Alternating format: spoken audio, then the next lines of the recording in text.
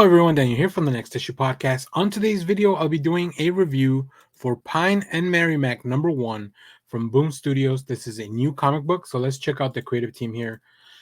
This is written by Kyle Starks, who is an amazing writer. He's done a lot of stuff that we really like in the podcast, so I'm very glad to see a new book by Starks. Illustrated by Fran Galán, lettered by Pat Brousseau, with some variant covers that we'll see at the end of the video. Stay tuned for those. Now, what is this book all about? Well, first of all, Pine and Merrimac are not even the names of our characters, which it's a little fun gag that's in there. So let's talk about this. On the corner of Pine and Merrimac sits a small, unassuming town, just a simple place, simple people, and one horrifying secret that could change everything. After a lifetime of witnessing the worst of humanity has to offer, former homicide detective Linnea Kent and has decided to put all that behind her alongside her husband, a former professional MMA fighter, and the unofficial brawn to her brains.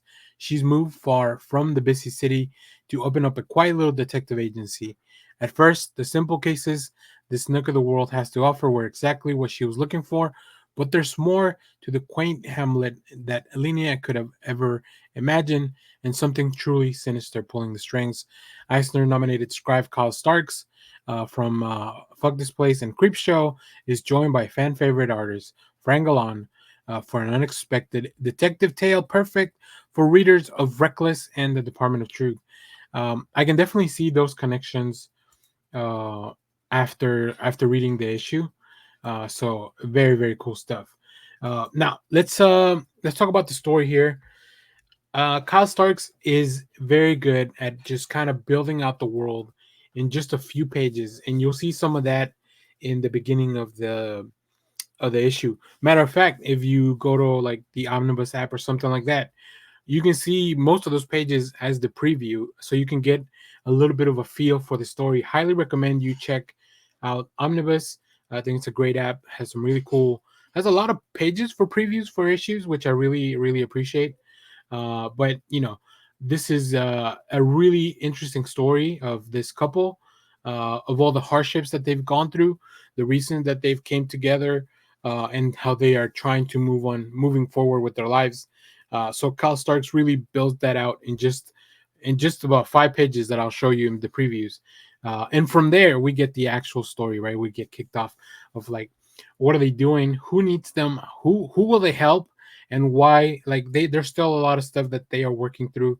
And I think this next case that they're gonna be by the end of the issue might be one that is the most important in their lives. So they really enjoy that. Now, another thing that really complements this book is this fantastic art. I had not seen a lot of Galan's work prior to this, but boy, oh boy, I love this painterly style. It's not really watercolors, but it's definitely like a light brush, something like it just feels like a really nice wash over everything.